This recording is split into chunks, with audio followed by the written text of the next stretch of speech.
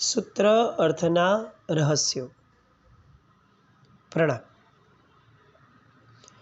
મુપત્તિના 50 બોલ અને 50 બોલમાંનું સૌથી મહત્ત્વનું સમ્યક્તમોનીય, મિશ્રમોનીય, મિથ્યાત્વમોનીય પરિહરો.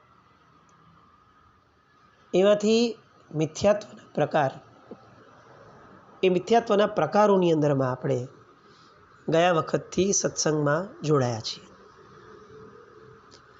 અત્યંત મહત્ત્વની વાત, કારણ કે જેના ત્યાગ વિના મોક્ષ માર્ગ શક્ય જ નથી એવું આ તત્વ છે મિથ્યાત્વ. અને નાનપણથી આપણે આ શબ્દ સાંભળ્યો છે, પણ એને જે અલગ એંગલથી આપણે સાંભળવો જોઈએ, એના રિયલ તાત્વિક એંગલથી, એની જગ્યાએ આપણે એને ફક્ત એવી રીતે સાંભળ્યો છે કે જે લોજિકલેસ પણ ઘણીવાર હોય છે. ફોર એક્ઝામ્પલ, આમ ઘણીવાર આવું થયું હોય કે કોઈક વ્યક્તિ કે કોઈક જગ્યાએથી આપણે ગયા હોઈએ તો આપણે પ્રભાવનાની જેમ આ શબ્દો સાંભળીએ કે આ મિથ્યાત્વી, આ મિથ્યાત્વી, આ મિથ્યાત્વી. કેટલીક વાર આપણને લોકો આવું કહેતા હોય કે તમે આ કર્યું તો તમે મિથ્યાત્વી, તમે આવું બોલો છો, હાય હાય તમે મિથ્યાત્વી છો.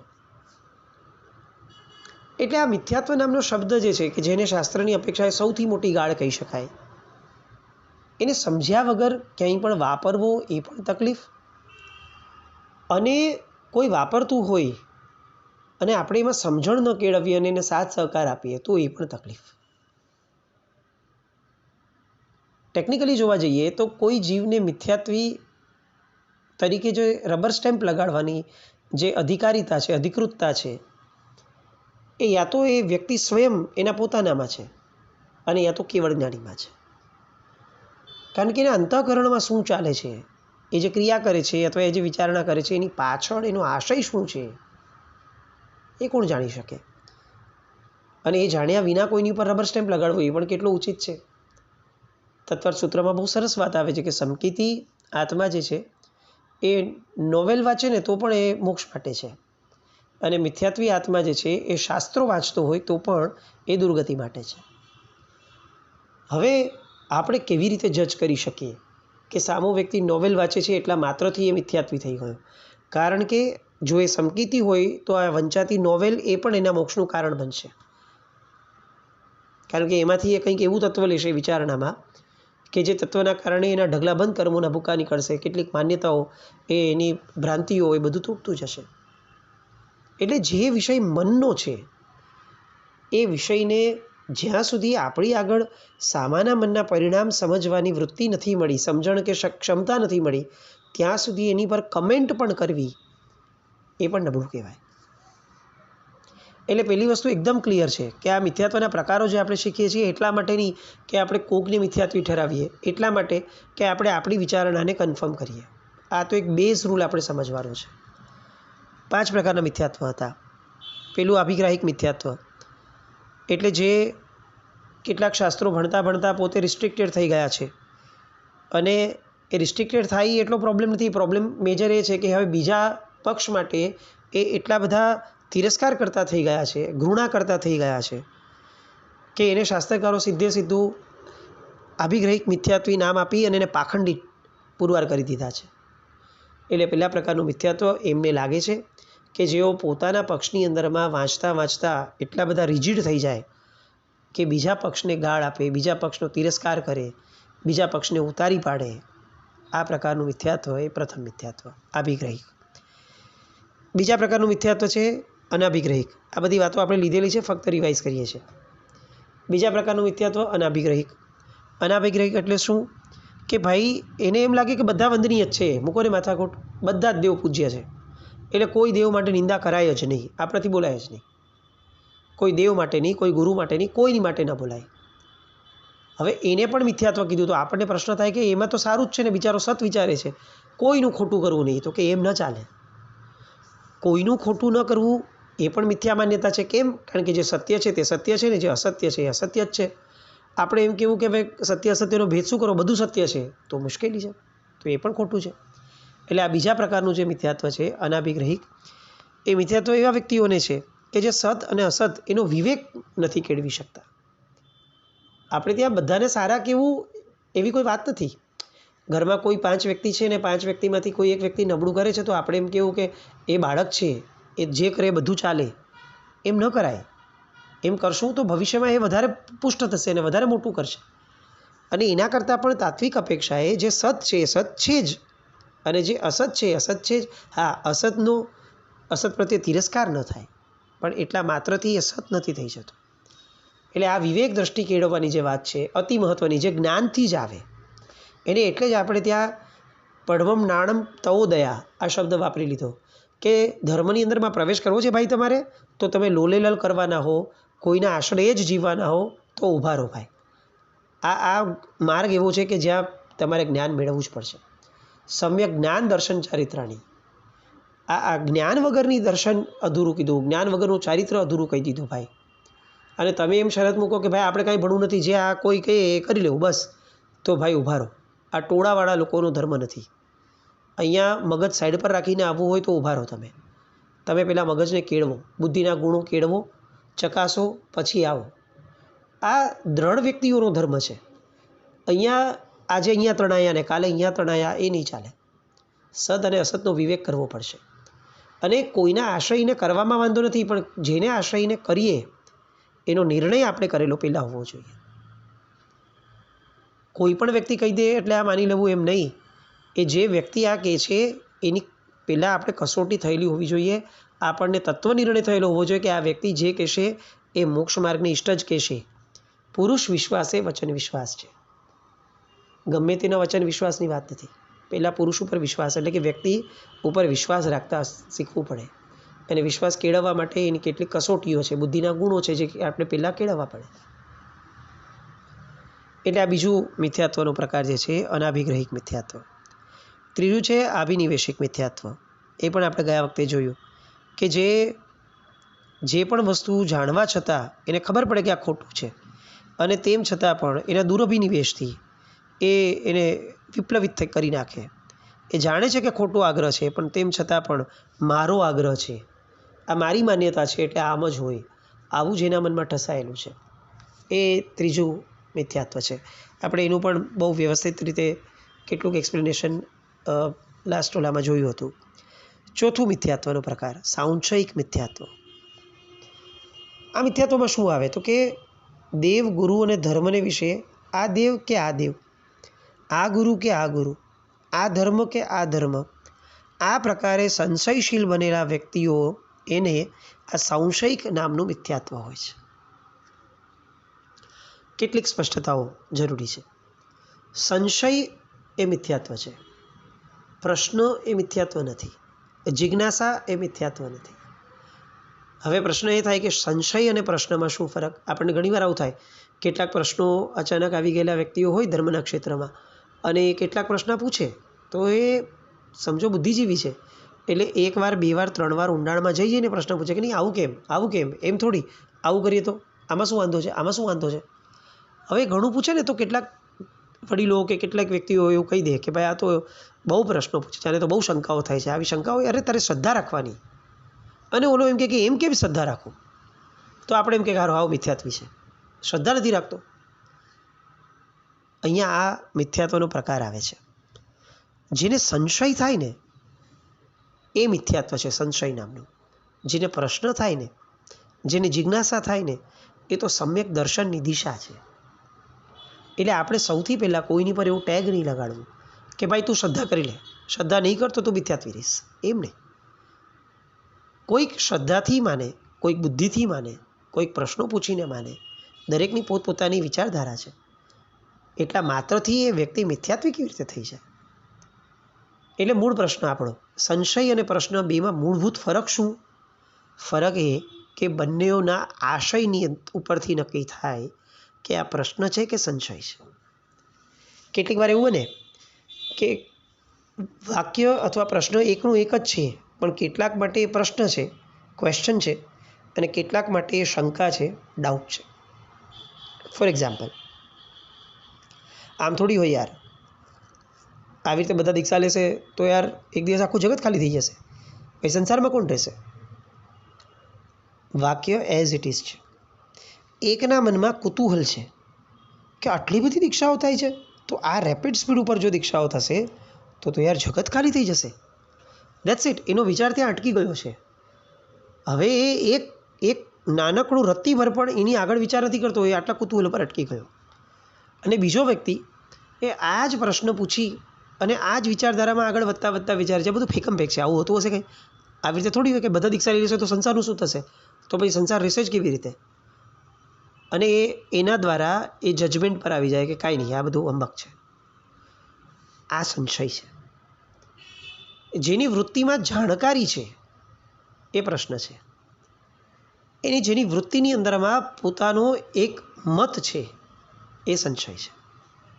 ફોર એક્ઝામ્પલ, કોઈ એમ કે આ મહારાજ સાહેબ એટલે આ જ ને, એટલે આપણે એમ કહીએ કે ના, આ મહારાજ સાહેબ એટલે આ નહીં, આ સમુદાયના આ.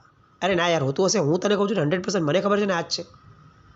એટલે તરત પ્રશ્ન થાય કે ભાઈ, જો તમારો મત સ્પષ્ટ છે અને તમારા મતની અંદરમાં કોઈ પણ પ્રકારે ચેન્જ થવાનો સ્કોપ જ નથી, તો તમે પ્રશ્ન કેમ પૂછો છો?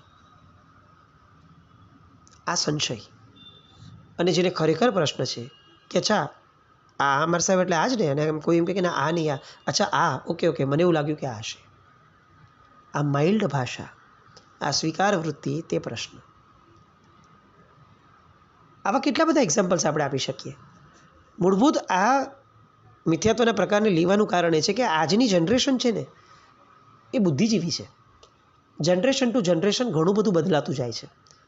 બહુ સિમ્પલી આપણે બધા જાણીએ છીએ ને આપણે રૂટીનમાં બોલતા હોઈએ છીએ કે આપણે જન્મ્યા અને આપણા ટાઈમે મોબાઈલ આવ્યો તો મોબાઈલ વાપરતા નહોતું આવડતું, હજી બી નથી આવડતું આટલા વર્ષે.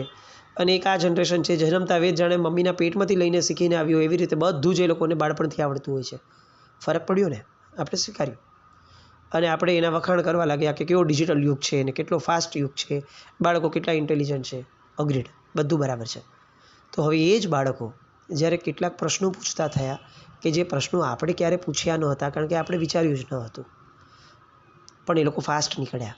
આપણે 70 વર્ષે જે વિચાર્યું નથી કોઈ ક્રિયા કરતાં કરતાં, એ બાળકો ક્રિયા કરતાં પહેલાં વિચારવા લાગે છે અને પૂછવા લાગે છે.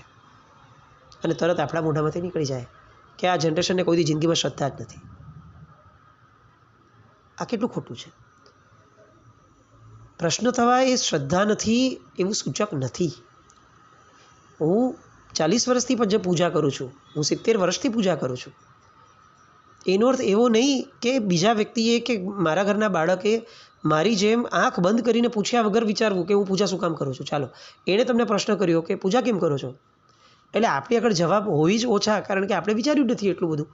એટલે આપણે કહીએ કે ભાઈ પૂજા કરવાની એટલે કરવાની, બસ વાત પૂરી થઈ ગઈ. મારા બાપા કરતા હતા હું કરું છું, એના બાપા કરતા હતા એટલે મારા બાપાએ કર્યું, બધા કરતા આવે છે તારે પણ કરવાની. અને ઓલો ના પાડે, એમ નહીં, કંઈ રીઝન તો હોવું જોઈએ ને, બધા કરે એટલે મારે કેમ કરવાનું? તો આ કુતૂહલ વૃત્તિ પણ હોઈ શકે. આપણે ત્યાં એ સમયે આપણામાં સરળતા કેળવી અને એને કહેવું પડે કે બટા વાત સાચી છે, મેં તો 40 વર્ષમાં વિચાર્યું નહીં કે કેમ લોજિકલી પૂજા કરવાની. તને આજે પ્રશ્ન થયો બહુ સરસ થયો, ચાલ આપણે ભેગા મળીને આ પ્રશ્નનો ઉત્તર વિચારીએ. તારી દ્રષ્ટિએ કેમ આવી રીતે પૂજા કરવાનું શું કારણ હોઈ શકે, તને શું લાગે છે? અને પછી આપણે પણ કેટલું વ્યક્ત કરીએ કે જો આપણે ઉત્તમ તત્વોને અડીએ તો આપણને એના વાઇબ્રેશન મળે કે નહીં. એ વાઇબ્રેશન મળે તો આપણા વાઇબ્રેશન ક્યારેક તો દબાશે ને, નબળા. જ્યારે એમના વાઇબ્રેશન બહુ વધી જશે ત્યારે આપણા વાઇબ્રેશન દબાઈ જશે અને આપણી નબળી વૃત્તિઓ એ દબાઈ જશે, તો એ ડોમિનેટિવ થઈ જશે એમના વાઇબ્રેશન, એટલે આપણું જીવન પવિત્રતાવાળું થતું જશે. આવું પણ કદાચ હોય. કદાચ એવું પણ બને કે ભગવાનનું શુદ્ધ સ્વરૂપ એ આપણું ભવિષ્ય છે, આપણે મોક્ષમાં આવા જ થવા જવું છે, તો વારંવાર આપણે આપણા સ્વરૂપને અડવા જઈએ છીએ, તો એના કારણે પણ થતું હશે. એવું પણ થઈ શકે કે ભાઈ આખીને આખી સૃષ્ટિ ઓરાથી ચાલે છે, તો જેની ઓરા એકદમ પવિત્ર છે એવા તત્વોની નજીક જઈએ તો આપણી પણ ઓરાઓ શુદ્ધ થાય. ઓરા શુદ્ધ થાય તો વિચારધારા સરસ થાય, આપણા કામો બહુ સરળ થઈ જાય. એમ કરતાં કરતાં કરતાં કદાચ આપણા મોઢામાંથી જ કે આપણા મનમાંથી 10 વિચારો નીકળશે જે 40, 50, 70 વર્ષના જીવનમાં આપણે વિચાર્યા જ ન હતા. પણ આ બધું થયું ક્યારે? જ્યારે પેલાએ પ્રશ્ન પૂછ્યો ત્યારે. હવે એના પ્રશ્નને આપણે મિથ્યાત્વ કઈ રીતે કહીશું? એને કુતૂહલ વૃત્તિથી પ્રશ્ન થયો છે એમ માની અને આપણે એને એન્ટરટેન કરવાનું શરૂ કરીએ ને, તો કદાચ એને સંશય પણ થયો હોય ને તો પણ એ સંશય એ શ્રદ્ધાની અંદરમાં પરિવર્તિત થઈ જાય. એટલે બહુ જ સ્પેસિફિકલી આ વસ્તુમાં આગળ વધવું જોઈએ. બહુ જ પાતળી ભેદરેખા છે. આપણે એને સમજવી જોઈએ, આપણે એને પોઝિટિવલી લેવી જોઈએ. સાંશયિક મિથ્યાત્વ એટલે જેનો આશય નબળો છે, જેને કન્ફ્યુઝન છે કે યાર આ શું, આ સાચું કે આ સાચું. હું ઓનેસ્ટલી કહું, અત્યારે આપણામાંના 90 કદાચ 95% વ્યક્તિ એવા છે કે જેને દેવ ઉપર કોઈ સંશય નથી. દેવની બાબતમાં એ ક્લિયર છે. આપણને વિતરાગ દેવ સિવાયના કોઈ દેવને પૂજવાનું મન પણ નથી થતું. બરાબર છે. આપણને ખબર જ છે કે ભાઈ રાગાદી દોષોથી જે લિપ્ત છે એને ભગવાન તરીકે કેવી રીતે પૂજવા. ભગવત તત્વ તો એ જ છે કે જેને જોઈને નિતાંત આપણને સત મળે, તો એ તો વિતરાગ તરીકે આપણને એસ્ટાબ્લિશ છે. પણ આપણામાંના મેજોરિટી લોકોના લબાચા એ છે કે આપણે ગુરુની બાબતમાં એટલા સ્પષ્ટ નથી. આપણને એમાં બહુ બધા કન્ફ્યુઝન્સ છે, બહુ બધા પ્રશ્નો છે, બહુ બધી વિચારધારાઓ છે. આ ગુરુ સાચા કે આ સાચા, આ ગુરુ આમ કે છે, આ ગુરુ આમ કે છે. યાર મારે કરવું શું? એટલે આમ તો આની વાત બરાબર છે ને આમની વાત એ બરાબર છે. આવું આપણા બધાના મનમાં છે. એ પ્રશ્નના લેવલ સુધી હોય તો એ આગળ વધવા માટેની એક કિક બનીને રહે. પણ જો એ સંશયના માધ્યમમાં જાય અને એના કારણે આપણને હવે કોઈ ગુરુ ઉપર ભરોસો ન બેસે, તો આ સાંશયિક મિથ્યાત્વ છે. કોઈ પણ વિચાર એ આપણને નબળી દિશા તરફ લઈ જાય એ મિથ્યાત્વ છે. એટલે આ બાબતની અંદરમાં જ્ઞાન મેળવી અને સ્પષ્ટતા કેળવવી એ અતિ આવશ્યક છે. સાવ છોડી દેવું એ તો ભયંકર દુર્દૈવ કહેવાય, કારણ કે એ તો કોઈ નિર્ણય જ નથી. આવું સાંશયિક મિથ્યાત્વ આપણા જીવનમાં હોય તો આપણે શું કરવું? આપણે કોઈ ગુરુ કરતાં વધારે જ્ઞાની તો છીએ નહીં, વાત સાચી છે. હવે આપણે કેવી રીતે ચકાસવું કે આ ગુરુ, આ મહાત્મા, એક મહાત્મા આ માર્ગને સાચો કહે છે, બીજા મહાત્મા આ માર્ગને સાચો કહે છે. કેટલાક એમ કહે છે કે ઓલો ખોટો છે માર્ગ, કેટલાક એમ કહે છે કે ના આ જ માર્ગ સાચો છે, આ માર્ગેથી મોક્ષ વહેલો મળે છે. એવા સમયે આપણી નૈતિક ફરજ છે કે આપણે ઊંડાણમાં જઈએ અને આપણે ભણીએ. બંનેઓને જે પણ મતો જેટલા પણ અવેલેબલ છે એને આશ્રયીએ ને આપણે પોતે ભણીએ, આપણી બુદ્ધિને ચલાવીએ. આપણામાંનું એક પણ વ્યક્તિ બુદ્ધુ નથી. આપણે જ્યારે ધંધો કરવા બેસીએ, આપણે જ્યારે રસોઈ કરવા બેસીએ, એવા સમયે આપણે બહુ સ્માર્ટ હોઈએ છીએ. આપણે કોઈને ન આવડે ને એવું પણ જાણી લેતા હોઈએ છીએ. કોઈ કરે કે ન કરે આપણે ઘણું કરી લેતા હોઈએ છીએ. પણ ધર્મની વાત આવે ત્યારે આપણે એમ કહી દઈએ કે ભાઈ એ બધું આપણું કામ નહીં, આપણને જે આ કરવાનું કે નહીં કહી દો એટલે વાત પૂરી થઈ ગઈ. આમ ન ચાલે. આ વસ્તુ લાંબે ગાળે આપણને કોઈ દિશા નહીં આપે. અગર આપણને સંશય થયો છે કે પ્રશ્ન થયો છે, બેમાંથી કોઈ પણ ઓલામાં અગર ઝોનમાં આપણે છીએ, તો હું ચોક્કસપણે કહું કે જ્ઞાન સિવાય આપણી આગળ કોઈ આરો જ નથી. એટલે આ મિથ્યાત્વના પ્રકારમાંથી બહાર આવવું હશે તો જાતે ભણવું પડશે, જાતે અનુભવવું પડશે. કોઈ એમ કહે છે કે આત્મા જેવું કંઈ છે, બરાબર છે, આપણે આત્મા તત્વનો નિષેધ નથી કરતા, પણ ભાઈ આત્માની વાતો હમણાં રહેવા દો ને ભાઈ, પહેલાં બધા પાયાની વસ્તુઓ કરો. વાત સાચી લાગે છે, પણ પાયાની વસ્તુઓ, પાયાના ગુણો કેળવતા લક્ષ્ય તરીકે જો આત્માને રાખશું તો જ એ ગુણોનો ફરક છે. એ વાત પણ એટલી જ સાચી છે ને ભાઈ. આત્માને નજર સામે જ નથી રાખવો અને ફક્ત ક્રિયાઓને રાખવી છે, તો ત્યાં આપણને એમ થાય કે ભાઈ ઉભા રહો, મને ભણવા દો, મને સમજવા દો કે કયા પ્રણિધાનવાળી ક્રિયા એ સિદ્ધિ આપે છે. હરિભદ્ર સ્વામી મહારાજ સાહેબની આ જે અધ્યાત્મનો ગ્રંથ છે, હું ચોક્કસપણે કહું કે દરેક વ્યક્તિઓએ આ બુક વાંચવી જ જોઈએ. આ બુક એટલે આ ગ્રંથને લગતી જેટલી પણ જેમની પણ પુસ્તક છે એ પુસ્તકને વાંચવા જોઈએ. પ્રણિધાન એટલું બધું મહત્ત્વનું છે કે એના વગરની આપણી બધી ક્રિયાઓ એ દીક્ષા લીધા સુધીની પ્રક્રિયાઓમાં પણ આપણે અનંતકાળમાં સંખ્યાતિવાર ફેલ ગયા છીએ. કારણ કે પ્રણિધાન એટલે કે બેઝ જ બરાબર ન હતો. ખાસ આવા કેટલાક પુસ્તકો કોઈ પણ મહાત્માના માટે સ્પેસિફિકેશન સાથેની વાત નથી, પણ વાંચવા જોઈએ. યોગ દ્રષ્ટિના અજવાળા, ભાવધર્મ, આવા કેટલાક પુસ્તકો અને બીજા હરિભદ્ર સ્વામી મહારાજ સાહેબના ગ્રંથોને લગતી વાતો કે જેમાં અધ્યાત્મ પરીક્ષા, યોગ સાર, યોગ વિંશિકા, આ બધા ગ્રંથોમાં આપણને આ વસ્તુ સમજાય છે કે ધર્મ કેવો હોય, ધર્મનું સ્વરૂપ શું છે. અને પછી આપણે નક્કી કરીએ તો પછી કદાચ પ્રશ્નો પણ નહીં થાય. સંશય તો બહુ દૂરની વસ્તુ રહી, પણ જાતે ભણવું પડશે. એટલે આ સાંશયિક નામનું મિથ્યાત્વ ચોથું એ ટાળવું જ રહ્યું આપણા જીવનમાં અગર હોય તો. અને મિથ્યાત્વનો પાંચમો પ્રકાર છે છેલ્લો, અનાભોગિક મિથ્યાત્વ. આ વિચાર શૂન્ય એવા એકેન્દ્રિક આદિને અથવા તો વિશેષ પ્રકારના વિજ્ઞાપનથી વિકલ એવા આત્માને આ અનાભોગિક નામનું મિથ્યાત્વ હોય છે. આ પાંચમું. એટલે આપણે તો કદાચ સંજ્ઞીપણાની બહુ ઊંચી કક્ષામાં છીએ, એટલે સાવ અનાભોગિકની કક્ષામાં તો કદાચ આપણો જીવ ન હોય. એ બહુ જેની ઇન્દ્રિયો જ વિકલ મળી છે, જેનો આત્માની ક્ષમતાઓ વિકલ છે, એની વાત છે આ. 5 પ્રકાર આ મિથ્યાત્વના થયા. ફરી એકવાર બહુ જ મહત્ત્વનો મુદ્દો છે, એટલે છેલ્લે એકવાર રિવાઇઝ કરી લઈએ. આભિગ્રહિક મિથ્યાત્વ એટલે જેમાં પોતાના શાસ્ત્રો પૂરતા લિમિટેડ થઈ ગયા અને બીજા શાસ્ત્રો પ્રત્યે આપણે તિરસ્કૃત ભાવથી જોતા થઈ ગયા. શાસ્ત્ર, ધર્મ, મત બધાની વાત છે.